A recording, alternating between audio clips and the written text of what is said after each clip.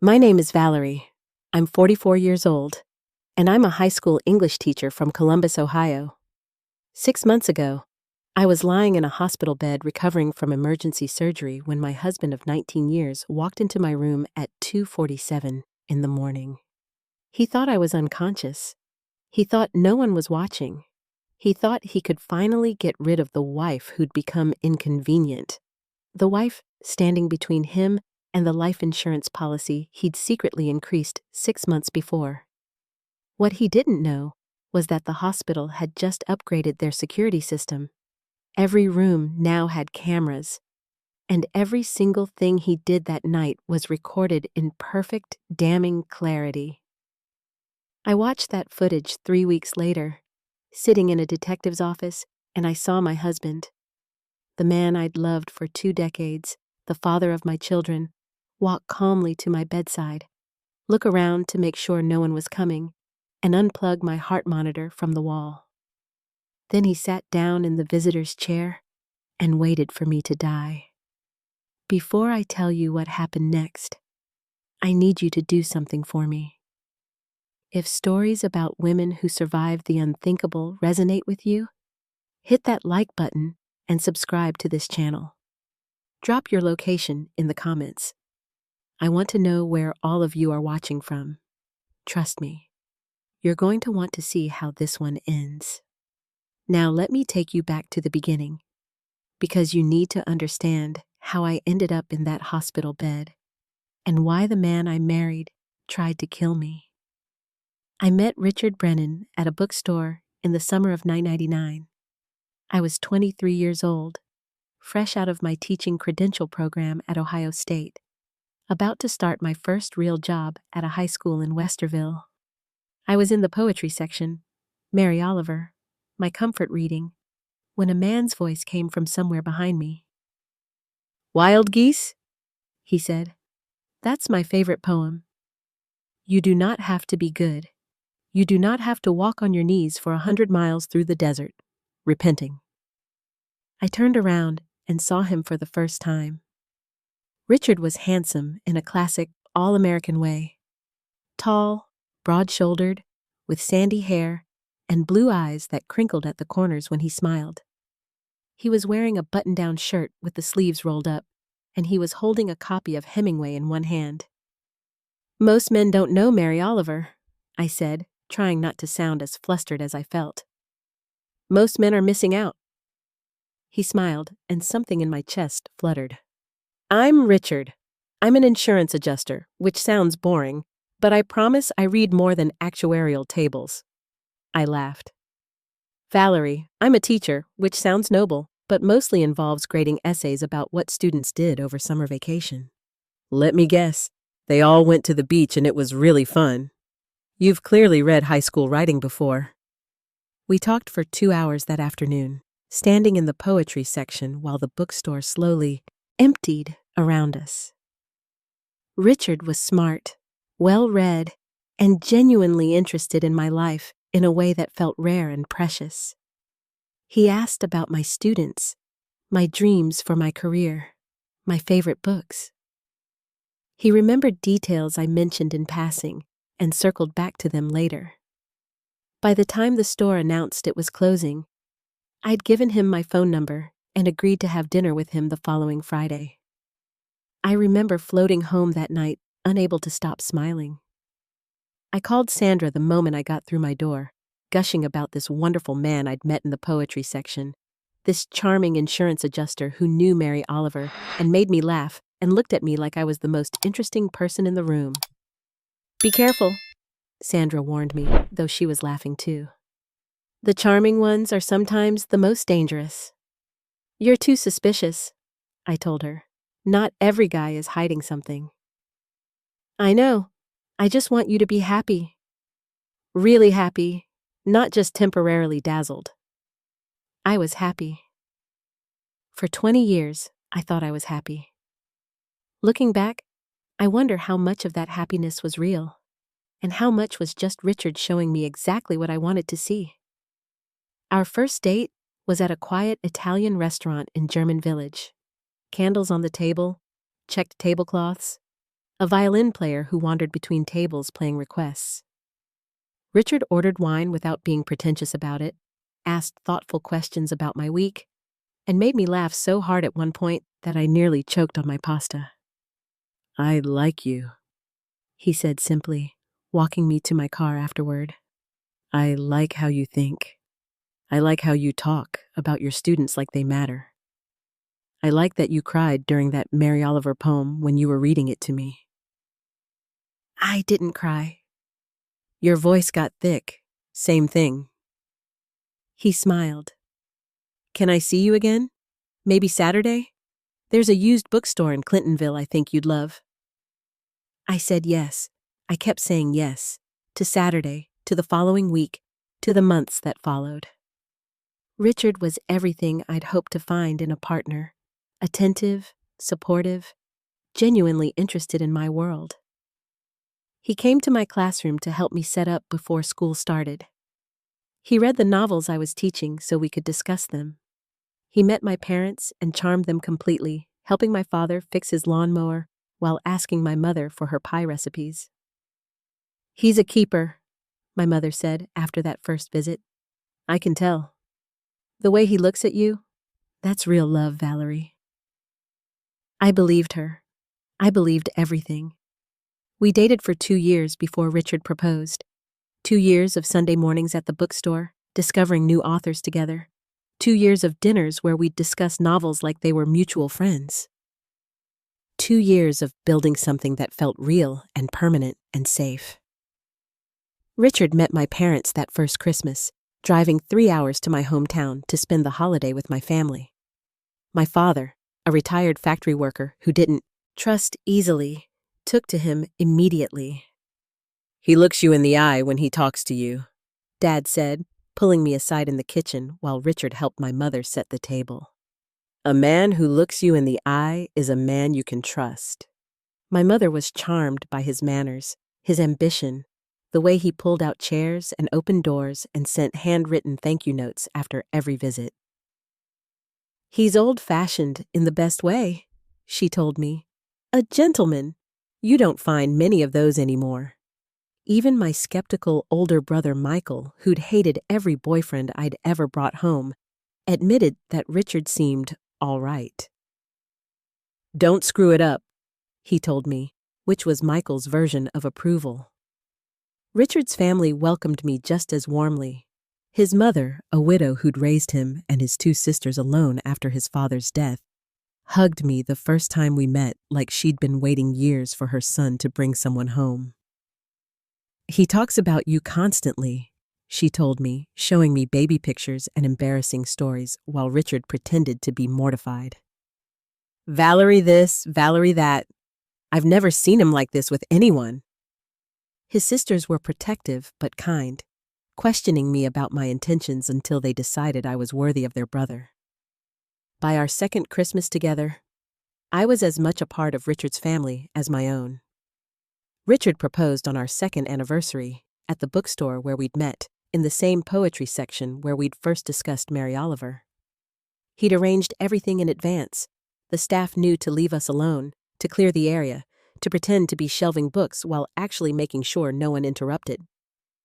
He got down on one knee right there between the shelves, pulled out a book-shaped box, and opened it to reveal a ring nestled in a hollowed-out copy of Wild Geese. "I know this is dramatic," he said, his eyes bright with tears. "But you're a literature teacher. You appreciate a good narrative. So, here's mine. I want to spend every day of my life with you. I want to build a home filled with books and laughter and children who love reading as much as we do. I want to grow old with you, Valerie. Will you marry me?" I said yes before he finished asking. The bookstore staff broke into applause. Richard's sisters, hiding behind the biography section, emerged to hug us both. Everything felt perfect. Everything felt right. Our wedding was small and perfect. 80 guests at a historic inn outside Columbus. Fall leaves creating a canopy of gold and red. My father walked me down the aisle crying so hard he could barely speak the words when the minister asked who gave this woman to be married. "Her mother and I," he managed, and then had to sit down because his legs were shaking. Sandra was my maid of honor, wearing the burgundy dress I'd chosen because it matched the autumn colors outside. She gave a toast at the reception about how I'd called her at midnight after that first date and talked for 2 hours about the man I'd met in the poetry section. "I knew then," Sandra said, raising her glass. "I knew this was different. I knew this was real. To Richard and Valerie, may your love story have the happiest of endings." Everyone cheered. Richard pulled me onto the dance floor for our first dance as husband and wife. The song was At Last by Etta James, and as I rested my head on his shoulder and swayed in his arms, I thought I had never been so happy. It felt like the beginning of forever. How wrong I was. The first years of our marriage were genuinely happy. We bought a modest house in Worthington with a big backyard and a front porch where we could sit and read on summer evenings. Richard's career was steady. He moved up at the insurance company, eventually becoming a senior claims adjuster with his own office and a team of people reporting to him. I loved teaching, found my calling in connecting with students who'd never thought they could love literature, who discovered themselves in books the way I had. We settled into rhythms. Sunday brunch at our favorite cafe. Date nights on Friday, even when money was tight. Book club with other couples who shared our love of literature. It was comfortable, secure, exactly what I'd always wanted. When I got pregnant with our first child, Megan, Richard was overjoyed. He painted the nursery himself, a soft sage green that he'd researched extensively because he wanted it to be stimulating but calming, according to the developmental psychology studies. He spent weeks researching car seats, reading consumer reports and safety ratings until he found the perfect one. He bought more baby books than any first-time father I'd ever met. "I want to do this right," he said when I teased him about his research obsession. "She's going to be our everything. I want to give her the best start possible." Megan was born on a spring morning, 7 pounds, 4 ounces, with Richard's blue eyes and my dark hair. He held her in the delivery room and looked at me like I'd given him everything he'd ever wanted. "She's perfect," he whispered, tears streaming down his face. "You're perfect. We're going to be so happy, Val. I promise." 3 years later, our son Tyler was born. Bigger than his sister, louder, with a personality that announced itself from day one. Richard was just as devoted the second time, just as present, just as determined to be the perfect father. Our family was complete. Our house was full of noise and chaos and love.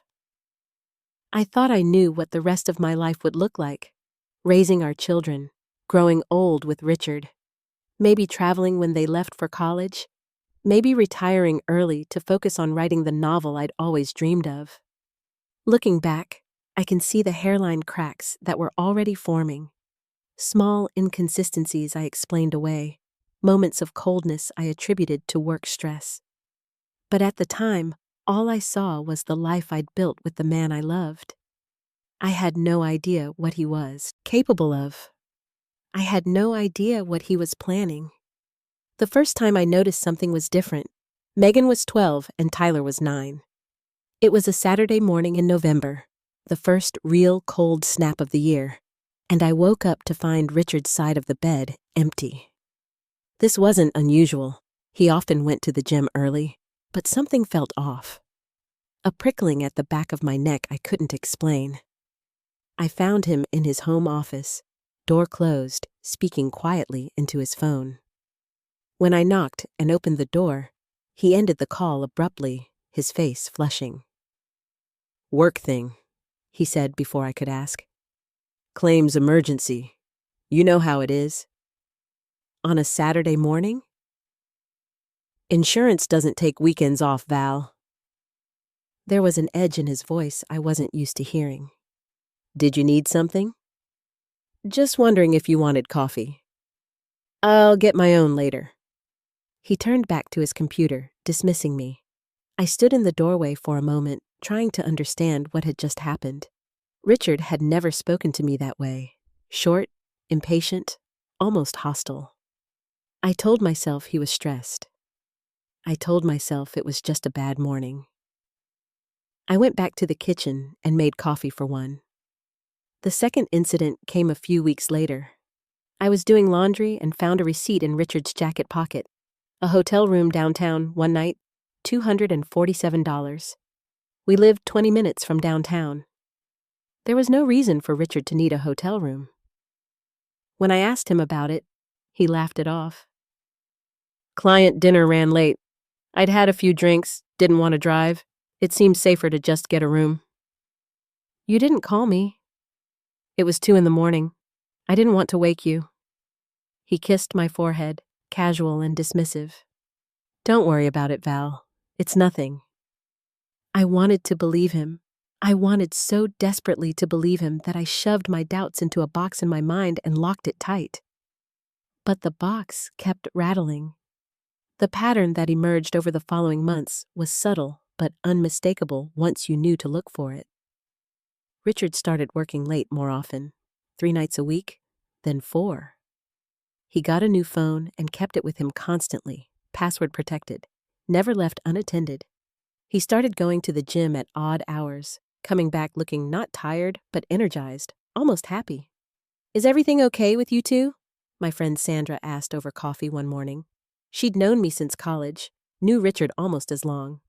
He seems different lately, distracted. Work has been stressful, I said automatically. You know how insurance companies are during open enrollment. She stirred her latte, not meeting my eyes. Just keep your eyes open, Val. That's all I'm saying. I didn't ask what she meant. I didn't want to know. My mother noticed, too. She'd always adored Richard. Such a polite young man, she'd called him when we first started dating. But lately, her comments had become more pointed. Richard seems tired, she said after a family dinner where he'd spent most of the meal on his phone. Or maybe not tired, maybe distracted. Is he happy, Valerie? Are you happy? We're fine, Mom. Just busy. Life with 2 kids, you know. She gave me a look that said she didn't believe me, but she didn't push. Mothers know when their daughters aren't ready to hear certain truths. The kids noticed, too. Megan, at 14, was old enough to ask uncomfortable questions. Why is Dad never at dinner anymore? She asked one evening, poking at her food while Tyler chattered about his video games. He's working late, sweetheart. He's got an important project. He's had an important project for like 6 months, Mom. She looked at me with eyes that were suddenly too adult. Is everything okay with you guys? Everything's fine, honey. Dad loves us. He's just busy. But I could see she didn't believe me. And increasingly, I didn't believe myself. The financial changes started around this time, too. Richard had always handled our money. He worked in insurance, understood finances, and I was happy to let him manage the accounts while I focused on teaching. But I started noticing things. Charges on credit cards I didn't recognize. Cash withdrawals that didn't match any expenses I knew about. What's this $2,000 for? I asked one evening, looking at our bank statement. Richard glanced at the paper, shrugged. Investment opportunity. A colleague had a tip on a stock. I took a chance. You withdrew $2,000 in cash to invest in stocks? You wouldn't understand, Val. His voice had that edge again. It's complicated finance stuff. Just trust me. Trust him. I'd been trusting him for 17 years, but trust was getting harder and harder to maintain. The life insurance conversation happened 3 months before I ended up in the hospital. Richard came home one evening with papers from his company, spread them on the kitchen table with the enthusiasm of someone presenting a wonderful gift. I got us a great deal, he said, beaming. Increased our life insurance policies. Better coverage, better rates. My connections at work came through. We're getting the premium tier at standard pricing. All I need is your signature. I looked at the papers. My policy was being increased from $200,000 to $1 million. Why do we need $1 million policy on me? I asked, confused. You're the primary earner. If anything happened to you, we'd need the money. If something happened to me, because you're valuable, Val. He smiled, but something about it didn't quite reach his eyes. Because if something happened to you, the kids would need to be taken care of. I'd need to hire help, maybe take time off work. Grief does strange things to people. I might not be able to function for months. $1 million isn't that much when you think about it long term. I don't know, Richard. This seems like a lot of money. Trust me, Val. I work in insurance. I know how these things work. I've seen too many families devastated because they didn't have enough coverage. I just want to make sure you and the kids are protected no matter what happens. It made sense when he explained it. Everything Richard said always made sense. That was his gift, making the illogical seem perfectly reasonable, making the suspicious seem mundane. I signed the papers. Looking back now, I can see exactly what he was doing. He was laying the groundwork, putting the pieces in place, preparing for the moment when my death would be worth $1 million to him. But at the time, I just saw my husband taking care of our family. I saw the responsible man I'd married, planning for contingencies the way responsible people do. That's how manipulation works. It makes you complicit in your own destruction without ever realizing what you're agreeing to. It turns your trust into a weapon to be used against you. The first major incident happened on our 17th wedding anniversary. Richard had promised a special dinner, just the two of us, at the nice restaurant downtown where we'd celebrated our 10th. I'd arranged for my mother to watch the kids. I'd bought a new dress, gotten my hair done, tried to recapture something of the woman Richard had fallen in love with all those years ago. He canceled 2 hours before we were supposed to leave. Work emergency, he said, not even looking at me, his eyes on his phone. Can't be helped. We'll reschedule. It's our anniversary, Richard. I know what day it is, Valerie. His voice was cold. But bills don't pay themselves. The company needs me. I'm sorry, but this is just how it has to be. He left. I sat on our bed in my new dress and cried until my makeup ran and the dress had wet spots on the shoulders. Then I washed my face, called my mother to say she didn't need to come after all, and heated up leftovers for dinner with the kids. Where's Dad? Tyler asked. Working late, sweetheart. He's always working late. Megan's voice was bitter. What's even the point of having a father if he's never here? I didn't have an answer for her. Richard came home after midnight. He didn't apologize. He didn't acknowledge what day it was. He just crawled into bed and fell asleep, leaving me staring at the ceiling and wondering when exactly my marriage had died. The psychological manipulation intensified after that, though I didn't recognize it as manipulation at the time. Richard began undermining my confidence in subtle, insidious ways. You seem stressed lately, Val. Maybe you're taking on too much at work. Are you sure you're handling everything okay? I talked to the principal at Megan's school. He mentioned you seemed scattered at the last parent-teacher meeting. Is everything all right with you? You forgot to pay the electric bill again. That's the 3rd time this year. I'm worried about you. I hadn't forgotten to pay the electric bill. I'd set up autopay years ago. But when I checked, the autopay had been canceled. Richard had access to all our accounts. He could have done it himself. But I didn't think that at the time. I just felt ashamed, confused, increasingly convinced that something was wrong with me. Maybe you should see a doctor, he suggested one evening, his voice dripping with false concern. Get a checkup. Make sure everything's working right. You're at that age where hormones start going crazy. Maybe that's why you've been so forgetful.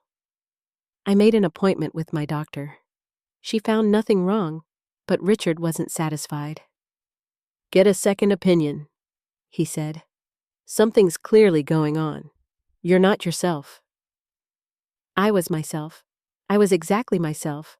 But Richard was working so hard to make me doubt that reality that I started to believe him. The second major incident happened 6 months before my hospitalization. Richard came home late, again, and I was waiting up for him, unable to sleep, my mind spinning with doubts and questions I was afraid to ask. He smelled like perfume. Not faintly, the way you might pick up a scent from a colleague's hug. Strongly. Like he'd been pressing his face against someone's neck, someone who wasn't me. Who is she? I asked quietly. Richard froze in the doorway. What? The woman you smell like. The one you're spending all this time with. Who is she? For a moment, his mask slipped. I saw something underneath. Not guilt, not shame, but annoyance. Cold, calculating annoyance. You're being paranoid, Valerie. I had dinner with clients. One of them wears strong perfume. This is exactly what I'm talking about. You're seeing things that aren't there. Jumping to conclusions, acting irrational. I'm not irrational. You accused me of having an affair because I smell like perfume. In what world is that rational? He moved past me, heading for the stairs. I'm going to bed. We can talk about this when you've calmed down. I am calm. You're not. You're emotional and paranoid, and frankly, Val, it's exhausting. He turned at the bottom of the stairs, looking at me with an expression I'd never seen before. Cold, calculating, almost hateful. I'm starting to think maybe you're the problem in this marriage. Maybe you always have been. He went upstairs. I stood in the living room for an hour, unable to move, replaying the conversation in my head. Was I paranoid? Was I irrational? Was I the problem? The gaslighting was so effective that I apologized to him the next morning. I apologized for accusing him of something he was almost certainly doing, and he accepted my apology graciously, magnanimously, like a king forgiving a peasant's transgression. The third incident, the one that landed me in the hospital, happened on a Thursday afternoon in March.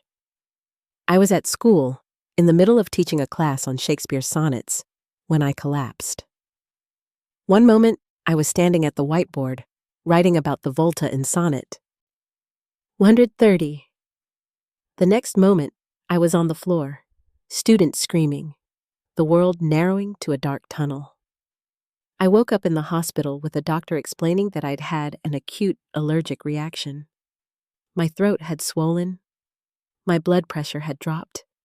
My heart had stopped briefly in the ambulance. Do you know what you might have ingested? She asked. Any new foods? Medications? I couldn't think of anything. I'd eaten the lunch I always ate. A salad from home, a granola bar, coffee. Nothing unusual.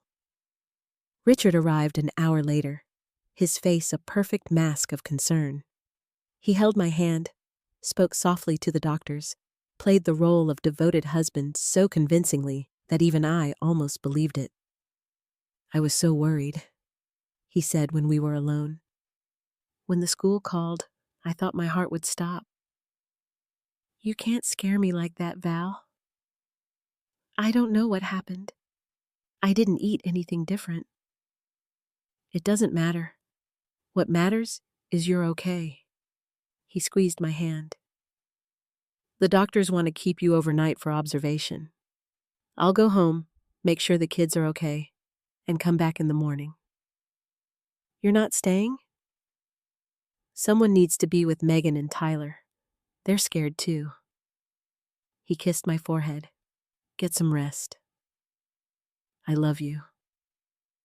I watched him leave, and something in my chest that had nothing to do with the medical emergency felt wrong.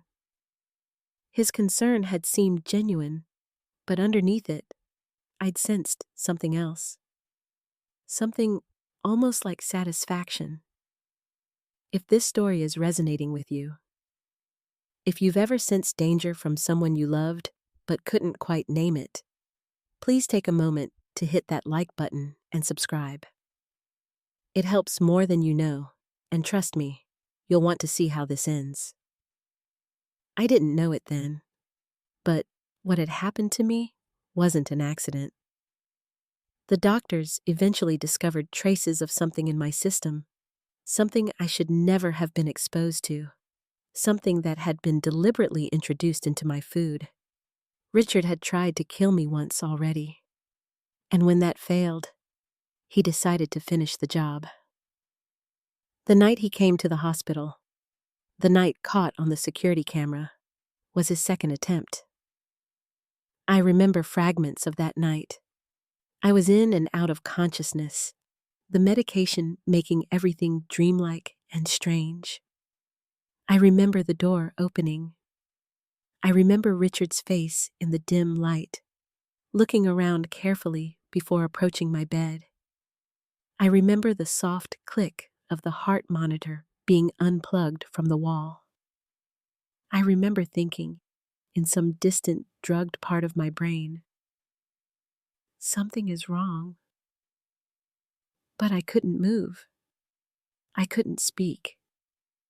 I couldn't do anything but lie there while my husband sat down in the visitor's chair, crossed his legs, and waited for my heart to stop. What saved me was the night nurse on her regular rounds. She walked in 3 minutes after Richard unplugged the monitor, found no signal at the nursing station, and came to check. She saw the unplugged cord. She saw my vitals dropping on the portable monitor she always carried. She saw Richard sitting calmly in the chair, making no move to help. She called a code. The crash team came running. They saved my life. And Richard sat there through all of it, wearing a look of shocked concern that the security footage would later prove was nothing but performance. I didn't learn the truth until 3 weeks later. The hospital had initially treated the unplugged monitor as an accident. Maybe I'd pulled it out in my sleep. Maybe the connection was faulty. Maybe any of a dozen innocent explanations. The night nurse filed her report and moved on. The doctors noted the irregularity and moved on. Everyone moved on. Everyone except the head of hospital security, a former police detective named Margaret Torres, who'd taken the job after 30 years on the Columbus PD. Something about the incident bothered her, a nagging feeling that wouldn't let go. "I've seen a lot of things in my career," she told me later. "You develop instincts, and my instincts told me something wasn't right about what happened in your room that night." She reviewed the security footage. What she saw prompted a call to the police. Not the hospital administration, not the legal department, but directly to her former colleagues at the Columbus Police Department. Detective Sarah Chen was assigned to the case. She was young, maybe late 30s, with sharp eyes and a reputation for being thorough. She was the one who showed me the video, 3 weeks after I'd been discharged from the hospital. Richard thought I was at a follow-up appointment with my doctor. He had no idea I'd been contacted by detectives who wanted to discuss irregularities in my medical case. He had no idea that his perfect plan was already unraveling. We were in an interview room at the Columbus Police Department, neutral beige walls and uncomfortable chairs and a television screen that would change my life. Detective Chen sat across from me, her expression carefully neutral. "This is difficult to watch," she warned me. "Take your time. We can pause whenever you need. There's no rush." She pressed play. The footage was black and white, slightly grainy but clear enough to see everything. I saw my hospital room from above. The angle was from a corner near the ceiling, capturing the bed where I lay unconscious, the monitors tracking my vital signs, the door that opened at exactly 2:47 a.m. Richard walked in. He was wearing the jacket I'd bought him for Christmas, the dark blue one he said made him look professional. He paused just inside the door, looking around carefully, checking the hallway behind him before letting the door swing shut. His face was calm. Not worried, not anxious, just calm, calculated. He approached my bed, stood there for a moment looking down at me. I watched myself sleeping on the screen, helpless, vulnerable, completely unaware. Richard's expression was blank, empty. The face of a stranger wearing my husband's features. Then he reached down, grasped the cord of my heart monitor, and pulled it from the wall. The gesture was deliberate. Not a brush of the hand, not an accidental tangle with his sleeve. He gripped the cord, looked at where it connected to the wall outlet, and pulled it free. The monitor went dark. My heart rate was no longer being tracked. Any irregularity, any crisis, would go unnoticed. Richard stepped back. He looked at the dead monitor. He looked at me. Then he sat down in the visitor's chair, the one where my mother had sat that afternoon when she came to bring me flowers. He crossed his legs. He pulled out his phone and began scrolling through it, his face illuminated by the screen's glow. He was scrolling through social media while waiting for me to die. The video continued. 3 minutes of Richard sitting there, occasionally glancing at my bed, checking to see if anything had changed. 3 minutes of my unconscious body, vital signs unmonitored, alone with a man who wanted me dead. Then the door opened again, and the night nurse appeared. I watched her face shift from routine to confusion to alarm as she noticed the unplugged monitor. I watched her pull out her portable device, check my vitals, see the numbers that had been drifting in dangerous directions. I watched her call the code, and I watched Richard. Watched him put away his phone, stand up, step back. Watched him arrange his face into an expression of shock and concern. Watched him play the role of devoted husband as the crash team poured in to save my life. "We've also been investigating your initial collapse," Detective Chen said, pausing the video. "The one that brought you to the hospital in the first place." "The allergic reaction?" "It wasn't an allergic reaction, Mrs. Brennan. Or rather, it was, but it was deliberately induced." She slid a folder across the table to me. "We found traces of a compound in the coffee thermos you brought to school that day. A compound you're severely allergic to, according to your medical records. Someone who had access to those records, and access to your home, added it to your drink." I stared at the folder, unable to open it. My hands were shaking too badly to grip the papers. "You're saying Richard poisoned me?" "We're saying someone poisoned you. Someone with access to your home, your food, your medical history. Someone who stood to gain financially from your death." She paused, letting the words sink in. "Your husband increased your life insurance policy to $1 million 6 months ago. Did you know that?" I nodded slowly. "He said it was for the children's security. He's also been having an affair with a woman named Heather Mullins for the past 2 years. We have hotel records, credit card statements, witnesses who've seen them together. They've been discussing marriage. Specifically, their plans to marry as soon as Richard was free." The room seemed to tilt. I gripped the edge of the table, trying to steady myself, trying to stay in my body when every instinct was telling me to flee. "We have text messages," Detective Chen continued gently, "between Richard and Heather, discussing the timeline, discussing what they would do with the insurance money. She knew Mrs. Brennan. Maybe not the specifics, but she knew what he was planning. He tried to kill me." I heard my own voice like it was coming from somewhere far away, from someone else's mouth.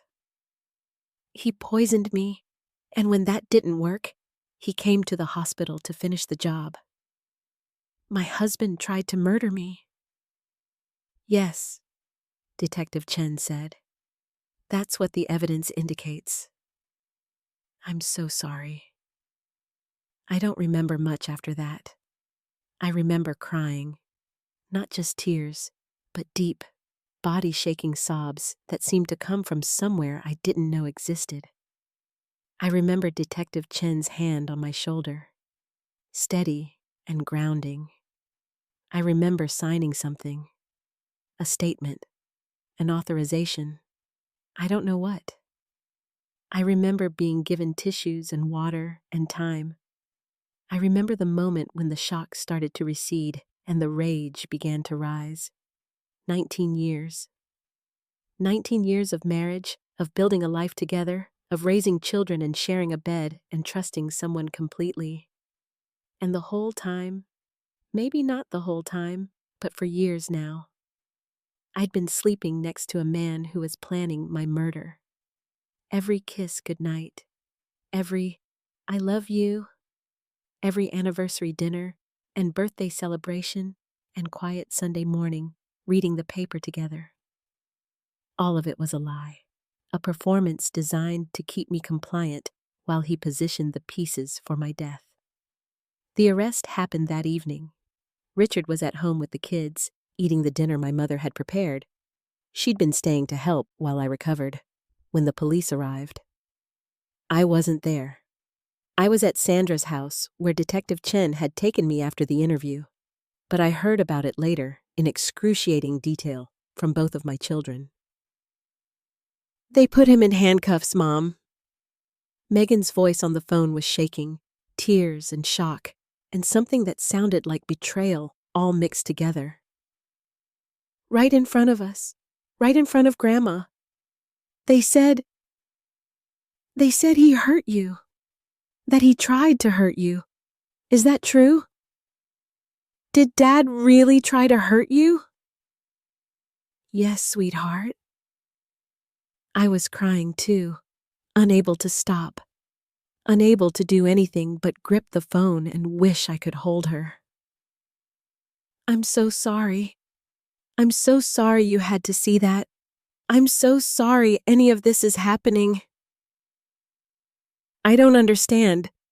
I don't understand how this is possible. He's Dad. He can't be. He wouldn't."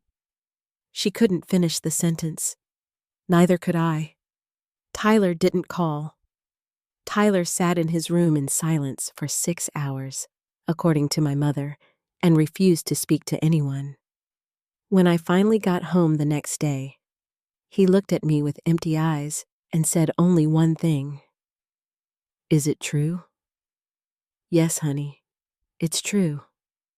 He nodded once. Then he went back to his room and closed the door. He didn't come out for dinner. He didn't come out until morning. Neither of my children would ever be the same. And that, more than anything Richard had done to me, was the thing I could never forgive. The weeks following Richard's arrest were a blur of police interviews, lawyer consultations, and the slow, agonizing work of putting my shattered life back together. I was staying with my mother.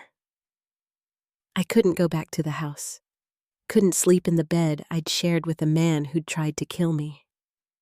Megan and Tyler were with me, moving through each day like ghosts, struggling to understand how their father could be capable of what he'd done. I keep thinking about every time he said he loved me, Megan told me one evening, curled up on my mother's couch with a blanket wrapped around her shoulders. Every birthday, every Christmas, every time he hugged me goodnight, was any of it real?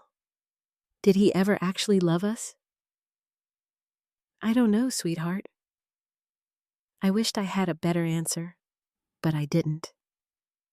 I think maybe he loved you as much as he was capable of loving anyone. But people like your father, they're broken in ways that go very deep. Their love is always conditional, always connected to what they can get from you. So he stayed because we were useful to him? Because being a family man made him look good? Maybe. Or maybe there was a time when he really did love us, and something changed. I'll probably never know for certain. I pulled her close, stroking her hair like I had when she was small. What I do know is that none of this is your fault. None of it is Tyler's fault. Your father's choices belong to him alone. The criminal case against Richard was strong. Overwhelming, actually. The security footage was undeniable. The kind of evidence prosecutors dream about. The toxicology reports proved the poisoning beyond any reasonable doubt. The life insurance policy and the affair with Heather Mullins established motives so clearly that even Richard's expensive defense attorney seemed to know he was fighting a losing battle. But there was still work to be done. Detective Chen and her team continued investigating, building the case, gathering every piece of evidence they could find. They interviewed Richard's colleagues at the insurance company, who described a man obsessed with status and money, prone to cutting corners and bending rules. They interviewed Heather Mullins, who initially tried to claim ignorance but eventually admitted that Richard had talked about his wife not being around much longer. She knew, Detective Chen told me during one of our follow-up meetings. She claimed she didn't take it seriously, that she thought he was just frustrated with his marriage. But she knew he was planning something, and she didn't care, as long as she got what she wanted. Is she being charged? We're building a conspiracy case. It's harder to prove. She'll claim she never actually agreed to anything, never helped. With the planning, never knew the specifics. But the text messages are damning. At minimum, she's guilty of being a terrible person. Whether we can prove she's guilty of a crime. Chen shrugged. We're working on it. The divorce was a separate battle, complicated by Richard's incarceration and his determination to fight me on every possible front. Even from jail, he was scheming. He claimed the security footage had been tampered with, that I'd somehow orchestrated the entire thing to frame him. He claimed the poisoning was impossible. Maybe I'd ingested the allergen accidentally. Maybe someone else had access to my thermos. He filed motion after motion, trying to delay proceedings, trying to drain my resources, trying to maintain control over a situation that had long since spiraled beyond his reach. He's not going to win, my divorce attorney assured me. Her name was Patricia Washington, a sharp-eyed woman in her 50s who specialized in high-conflict divorces involving abuse. But he's going to make this as painful as possible. Men like Richard don't give up power easily, even when they've already lost it.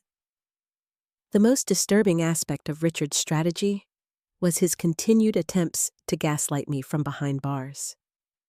He wrote letters, long, rambling letters that alternated between professions of love and thinly veiled threats.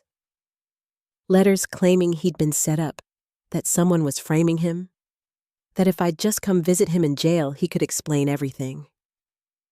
Letters begging me to remember the good times, to remember how much he loved me, to believe that the man who'd unplugged my monitor wasn't really him. I stopped reading them after the third one. I had Patricia send a cease and desist order, and when he continued writing, we got a court order prohibiting all contact. He still thinks he can manipulate you, Patricia said. Even now, even facing attempted murder charges, he still believes he's smarter than everyone else.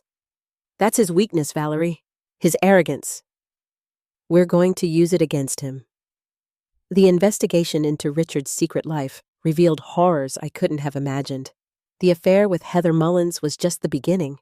Forensic accountants discovered that he'd been skimming money from his company for years, hiding it in accounts I knew nothing about, preparing for a future that didn't include me. There were other women too, casual affairs, one-night stands, an entire shadow life that he'd maintained throughout our marriage. I'd thought I was the only one being betrayed, but it turned out our entire marriage had been a performance, a cover story for the person Richard really was. He's a sociopath, my therapist said gently when I shared what I'd learned. Not in the Hollywood sense. He's not some dramatic villain, but in the clinical sense. He lacks the ability to form genuine connections. Other people exist only as tools, as means to his ends. You weren't his wife. You were a prop in the life he was constructing. When you stopped being useful, when the children were old enough that he didn't need you to care for them, when the insurance policy was worth more than your continued existence, he discarded you. That's what people like Richard do. If this story is resonating with you, if you've ever loved someone who turned out to be a stranger wearing a familiar face, please take a moment to hit that like button and subscribe. It helps more than you know, and trust me, you'll want to see how this ends. The preparation for trial consumed my life for months. I met with prosecutors, reviewed evidence, practiced my testimony until I could tell the story without breaking down. I worked with a victim's advocate who helped me understand my rights, prepare for cross-examination, and process the trauma that still woke me up screaming most nights. Through it all, my mother was my rock. She cooked meals I could barely eat, held me when I cried, watched over the kids when I couldn't function. Sandra came over every weekend to just sit with me, to be present, to remind me that I wasn't alone. "You're the bravest person I know," she told me one evening, weeks before the trial. "What you're doing, facing him, testifying, refusing to let him win even now, it's incredible, Valerie. I don't know if I could do it." "I don't have a choice," I said. "If I don't do this, he wins. Maybe not legally, maybe they'll convict him anyway, but spiritually, emotionally, he wins. He wanted to erase me. Testifying is my way of saying I'm still here. I survived, and I'm going to make sure the whole world knows what he did." The criminal trial began in September, 6 months after the night Richard tried to kill me. I'd been dreading it for months. The thought of sitting in the same room as him, of hearing his voice, of watching him lie and manipulate and perform the way he'd been performing our entire marriage. My therapist, a kind woman named Dr. Reyes, who specialized in trauma survivors, had spent countless sessions helping me prepare. "He has no power over you anymore," she reminded me the night before. "Whatever happens in that courtroom, whatever he says, he's already lost. He's going to spend years in prison. You're going to walk out of there free." "I know that logically," I said. "But when I close my eyes, I still see him sitting in that chair, scrolling through his phone, waiting for me to die." "That's trauma," she said gently. "It doesn't respond to logic. It responds to time and safety and proof that you survived. Tomorrow will be part of that proof." The courthouse was an imposing stone building downtown, all columns and stairs and the weight of history. My mother came with me, holding my arm like she was afraid I might collapse. Sandra was there too, and my brother Michael, who'd taken time off work to be present for the verdict. They surrounded me like a protective wall as we walked past the reporters gathered outside. Richard's case had attracted media attention. Attempted murder by poisoning caught on hospital security cameras. A life insurance motive straight out of a true crime documentary. There were TV cameras outside. Journalists shouting questions. The whole circus of public tragedy. I kept my head down and didn't respond. Inside the courtroom, I sat in the front row of the gallery, directly behind the prosecutor's table. I wanted Richard to see me. I wanted him to know I was there, watching, surviving, refusing to be erased. He was led in wearing an orange jumpsuit. The court had denied him the right to wear civilian clothes after he'd attempted to escape custody during a transport hearing. He looked different than I remembered, thinner, grayer. His shoulders hunched in a way I'd never seen before. The months in jail were wearing on him. Good. When he saw me, something flickered across his face. Not remorse, not shame. Something more like irritation, like I was an obstacle that had refused to get out of his way. He had the audacity to look betrayed, as if I were the one who had wronged him. I stared back, keeping my expression neutral. I would not give him the satisfaction of seeing me afraid. The prosecution's case was methodical and devastating. The assistant DA, a woman named Catherine Reyes, no relation to my therapist, walked the jury through every piece of evidence with surgical precision. They played the security footage first. The courtroom was absolutely silent as the video played on the big screen. Richard walking in, looking around, approaching my bed, unplugging the monitor, sitting down to wait. I heard a juror gasp. Another covered her mouth. Several turned to look at Richard, their faces twisted with disgust. Richard kept his expression blank throughout, but I could see his hands trembling slightly where they rested on the table. Then they walked through the poisoning, the toxicology reports showing the compound in my system, the matching compound found in traces in my thermos. Richard's internet search history, recovered from his laptop, showing that he'd researched my allergies and their potential lethality. The fact that he'd been alone with my lunch bag that morning while I showered. They presented the life insurance policy, with Richard's signature requesting the increase. They presented his financial records, showing the payments to Heather Mullins, rent, car payments, jewelry, trips. They presented text messages between Richard and Heather, discussing their future together.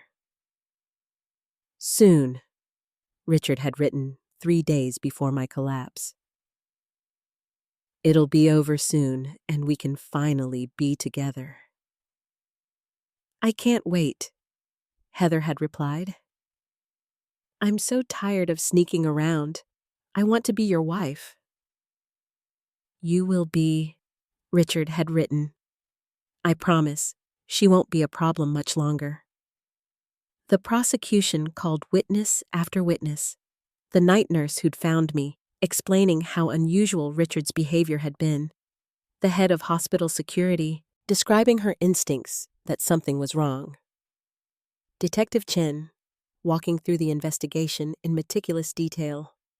The toxicologist, explaining exactly how the compound had nearly killed me and would have killed me if I'd ingested even slightly more. And then they called me to testify. Walking to the witness stand was the hardest thing I've ever done. I could feel Richard's eyes on me every step, not watching, not looking, but boring into me, trying to intimidate, trying to control, even now. But I refused to meet his gaze. I looked at the prosecutor, at the jury, at the American flag hanging behind the judge's bench. I looked anywhere except at the man who had promised to love me and then tried to kill me. The prosecutor started with easy questions. My name, my occupation, how long I'd been married to Richard. Then she moved into the harder territory. The years of gaslighting, the slow erosion of my confidence, the way Richard had systematically isolated me from friends who might have seen through him. Mrs. Brennan, she said, when did you first realize something was wrong in your marriage?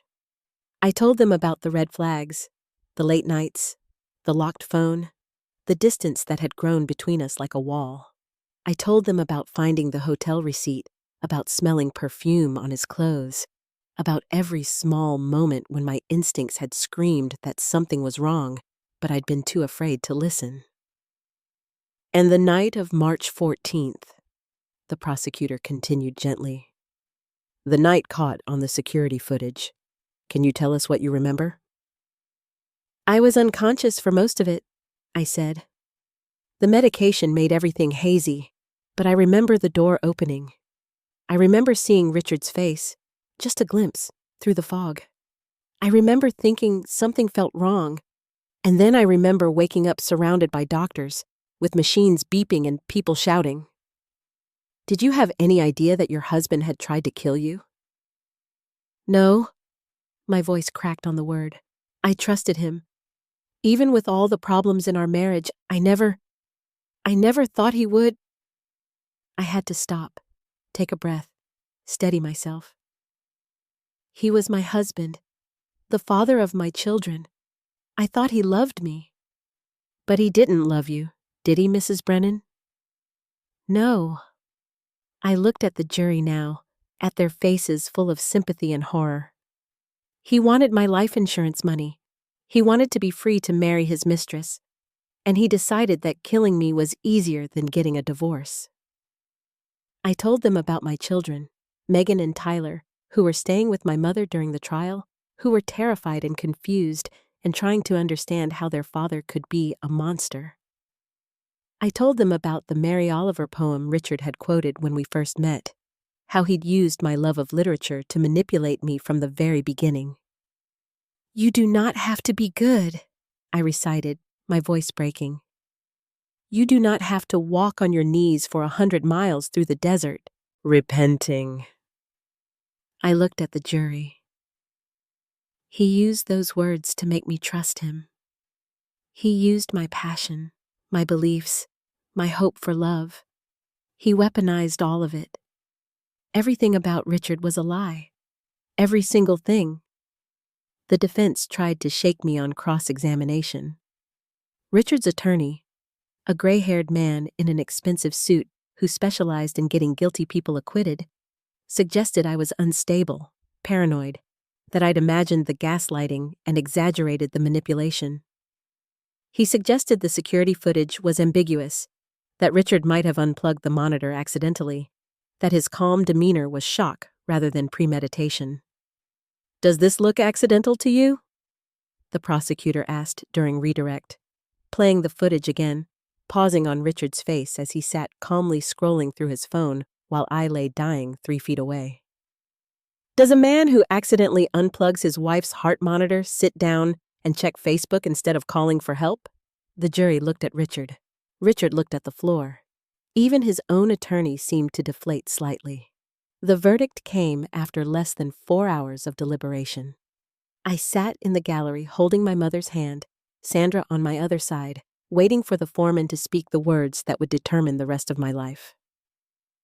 Guilty, the foreman said, on all counts.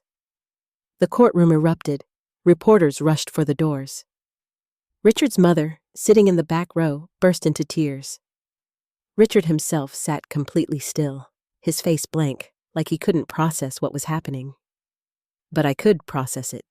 I understood perfectly what had happened. Justice. Before Richard was led out of the courtroom, I asked the prosecutor if I could make a statement. The judge, an older woman with kind eyes who had watched the entire trial with visible disgust, allowed it. I stood up, turned to face Richard directly, and spoke clearly enough for everyone, the judge, the jury, the reporters, the world, to hear. You almost succeeded, I said. You almost killed me. You almost left our children without a mother. You almost got away with everything, the affair, the money, the new life you were planning with her. I took a breath, steadying myself. But you forgot about the camera. You forgot that someone was watching, and now you're going to spend the rest of your life remembering that moment. Every day, for the rest of your life, you'll know that you failed, that I survived, that I won. Richard said nothing. For the first time in our entire marriage, he had nothing to say. No manipulation, no excuse, no carefully crafted words to make me doubt myself. He was just a man who had tried to murder his wife and been caught. Nothing more. They let him out in handcuffs, just like the night of his arrest. But this time, I watched every step. This time, I wanted to see every moment of his defeat. Richard was sentenced to 25 years to life in prison. The judge, Honorable Margaret Chen, who had, presided over the trial with barely concealed disgust, read her statement in a voice that echoed through the silent courtroom. "Mr. Brennan," she said, looking at Richard with eyes that could have frozen fire. "In my 28 years on the bench, I have seen many terrible things. I have sentenced murderers and rapists and people who committed acts I cannot even speak of in public. But I have rarely seen a crime as cold, as calculated, and as utterly devoid of humanity as what you did to your wife." Richard sat motionless at the defense table, his face blank. "You didn't just try to kill Valerie Brennan," the judge continued. "You tried to erase her. You spent years laying the groundwork, manipulating her, isolating her, making her doubt her own perceptions, so that when you finally acted, no one would believe her even if she survived. You increased her life insurance policy. You established an alibi with your mistress. You poisoned her. And when that failed, you went to the hospital where she lay helpless and unplugged the machine keeping track of her heart." She paused, letting the words sink in.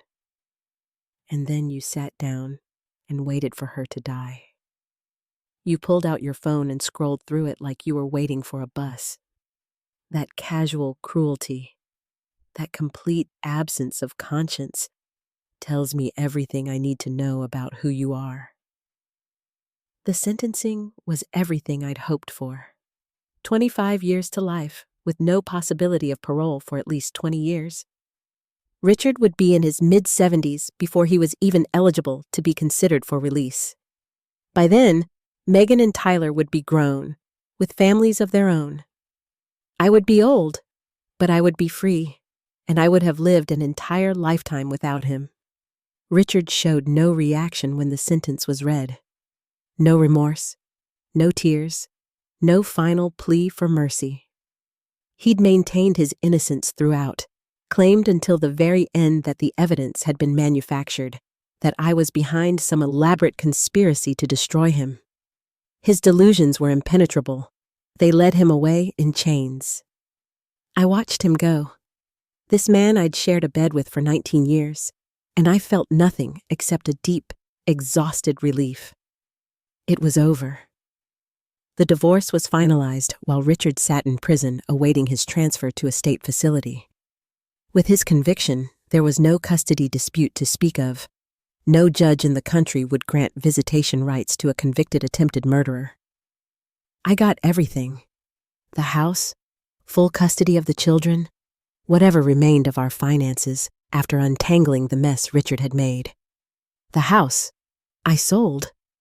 I couldn't live there anymore. Not in the rooms where he'd plotted my death. Not in the bed where he'd lain beside me while planning to collect on my life insurance. We moved to a smaller place across town, a fresh start in a neighborhood where no one knew our story. The life insurance policy he'd increased was voided due to fraud. But I didn't need the money. What I needed was the knowledge that his plan had failed completely, that he'd gained nothing from years of scheming except a prison cell. Heather Mullins pled guilty to conspiracy charges after prosecutors offered her a deal in exchange for testimony. She received 5 years of probation, a suspended sentence, and a permanent stain on her record that would follow her for life. She'd cooperated fully with the investigation, provided evidence against Richard, testified about the things he'd said. I saw her once at the courthouse during one of the preliminary hearings. She was thinner than her photos, her face drawn and pale, wearing an expensive coat that looked like something Richard would have bought her. When our eyes met across the hallway, she looked away immediately. I wondered if she felt guilty. I wondered if she lay awake at night thinking about her role in what had almost happened. I wondered if she ever thought about the children who'd lost their father because of decisions she'd helped enable. Probably not. People like Heather, people who can watch someone else's marriage burn and hold the matches, don't tend toward self-reflection. She moved to California after the trial. I never saw her again. I never wanted to. The kids struggled, as I knew they would. Trauma doesn't respect age or innocence. It takes root wherever it finds purchase. Megan, at 16, was old enough to understand everything: the affair, the insurance fraud, the calculated attempt to murder her mother. She read transcripts of the trial, watched news coverage, researched her father's crimes with the thoroughness of a scholar and the horror of a daughter. "I keep looking for signs," she told me once, about a year after the verdict. "Going through old photos, old memories, trying to find the moment when he changed, when he became capable of this. But I can't find it. He looks the same in every picture. Happy, normal, like a regular dad." "That's because he was always this way," I said, as gently as I could. "He was just very good at hiding it." "So every memory I have of him, every birthday party, every family vacation, it was all fake? He was pretending the whole time?" "I think he was performing, playing the role of father and husband. Maybe some part of him believed in the performance, but the love wasn't real. Not the way real love works. Real love doesn't end with your spouse in a hospital bed while you wait for her to die." Megan went to therapy. She joined a support group for teens with incarcerated parents. Slowly, painfully, she began to build a life that wasn't defined by what her father had done. She's in college now, studying pre-law. She wants to work with victims of domestic violence, she says. She wants to help other people survive what she survived. Tyler was harder to reach. He'd always been quieter than his sister, more internal, and after Richard's arrest, he retreated into himself like a turtle pulling into its shell. He wouldn't talk about his father, wouldn't say his name, wouldn't look at photos, wouldn't acknowledge that Richard had ever existed. When his school counselor asked about his home life, he said his father had gone away and refused to elaborate. "It's dissociation," his therapist explained to me. "He's protecting himself by pretending it didn't happen. Eventually, when he feels safe enough, he'll start to process it. But you can't rush him." I didn't rush him. I just loved him as hard as I could and waited. It took 2 years. 2 years of silence and one-word answers and doors closed against the world. Then, one evening, Tyler came into my room, sat down on my bed, and said, "I'm ready to talk about it now." We talked for 4 hours. He cried, really cried, for the first time since the arrest. He raged against his father, against the injustice of it, against the loss of the life he'd thought he had. He asked questions I couldn't answer and accepted my inability to answer them with grace beyond his years. "I'm never going to be like him," he said finally, as the sun started to rise outside my window. "Whatever was wrong with him, whatever made him capable of doing what he did, I'm not going to let it be in me." "It's not in you," I promised him. "Whatever your father was, you're something different. You're kind, Tyler. You're empathetic. You're good. Those are things he could never be." My son looked at me with eyes that had seen too much and nodded. "I know," he said. "I just needed to hear you say it." We sat there together as the sun rose. Mother and son, survivors of something we never should have had to survive. The road ahead was still long, is still long, but that morning, I felt something I hadn't felt in years. Hope. My life now is different than anything I could have imagined 20 years ago, when Richard quoted Mary Oliver to me in a bookstore, and I thought I'd found my forever person. Different, and in many ways harder, but also, surprisingly, richer, deeper, more real. I kept teaching. Those first months back in the classroom after the trial were hard. I'd have moments where my mind would drift, where I'd see Richard's face instead of the words on the board. But my students needed me, and being needed gave me purpose. I'm department chair now.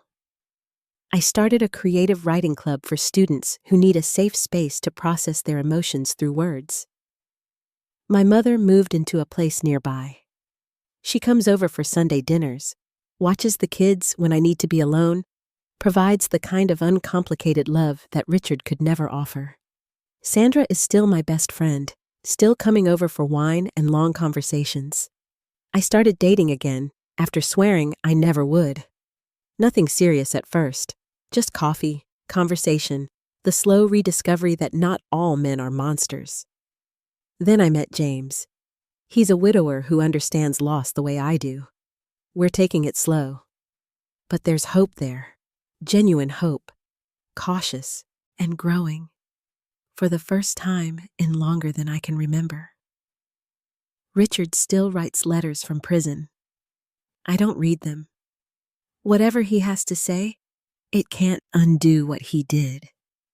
It can't restore the 19 years I spent with a man who was planning my murder. It can't give my children back the father they thought they had. Some things are beyond repair. You just have to accept that and build something new.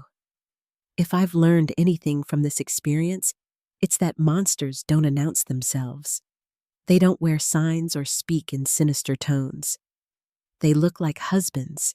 They quote poetry and bring flowers and show up at doctor's appointments and play the role of devoted partner so convincingly that you never see the knife until it's at your throat. Richard was a monster. I'm comfortable saying that now, though it took years of therapy to get there. Not a monster in the Hollywood sense. No fangs, no obvious malice. But a monster in the most terrifying way. Someone capable of love who chose destruction instead. Someone who could have been different, but decided not to be. That's what keeps me up at night, even now. Not what he did, but the fact that he chose to do it. Every step of the way, he had chances to turn back. When he started the affair, when he increased the insurance policy, when he put the poison in my thermos, when he walked into that hospital room at 2:47 a.m. and reached for the cord of my monitor. At every moment, he could have stopped. He didn't, because I was worth more to him dead than alive, because money and Heather mattered more than 19 years of marriage, more than our children, more than my life. I've also learned to trust my instincts. Every time something felt wrong during our marriage, the late nights, the locked phone, the cold edge in his voice when I asked too many questions, I explained it away. I told myself I was paranoid, hormonal, ungrateful for everything he provided. But my gut knew. My body knew, sending signals I was too scared to interpret. Don't make my mistake. If something feels wrong, it probably is. If your partner makes you feel crazy for noticing things that are obviously there, you're not crazy. You're seeing clearly. They're the ones distorting reality, not you. The healing journey is ongoing. There are still nights when I wake up gasping, dreaming of that hospital room, of Richard's face in the dim light, of the casual click of the monitor being unplugged from the wall. Trauma doesn't disappear because justice was served. It embeds itself in your nervous system, surfacing when you least expect it. But the nightmares are less frequent now. The hypervigilance is easing. I've learned that healing isn't about forgetting. It's about integrating, about making what happened part of your story without letting it define the entire book. My children are healing too. Megan is in college now, studying pre-law. She wants to help victims of domestic violence navigate the legal system. Tyler is finishing high school. Quieter than he used to be, but strong, resilient, determined to become nothing like the man who raised him. They're going to be okay. We're all going to be okay. If you're watching this and something in my story feels familiar, if you're married to someone whose love feels conditional, whose concern feels calculated, whose presence makes you feel smaller instead of larger, please trust that feeling. Document what you can. Tell someone you trust. Make a plan. You may think it could never happen to you. I thought that too. I was a smart, educated woman with a good job and loving family and every advantage. And I still almost died in a hospital bed while my husband sat 3 feet away, scrolling through his phone, waiting. It can happen to anyone, which means we all need to watch out for each other. Thank you for watching my story. If it resonated with you, if it made you feel less alone or more aware, please subscribe to this channel for more stories of women who survived. Hit that notification bell so you never miss an upload. And leave a comment telling me your thoughts. I read every single one, and your words mean more to me than you know. Until next time, take care of yourselves. Trust your instincts. Surround yourself with people who make you feel safe. And remember, sometimes the camera is watching, even when you think it isn't. The truth has a way of coming out. It always does. And when it does, the monsters who thought they were so clever discover they're not nearly as smart as they believed.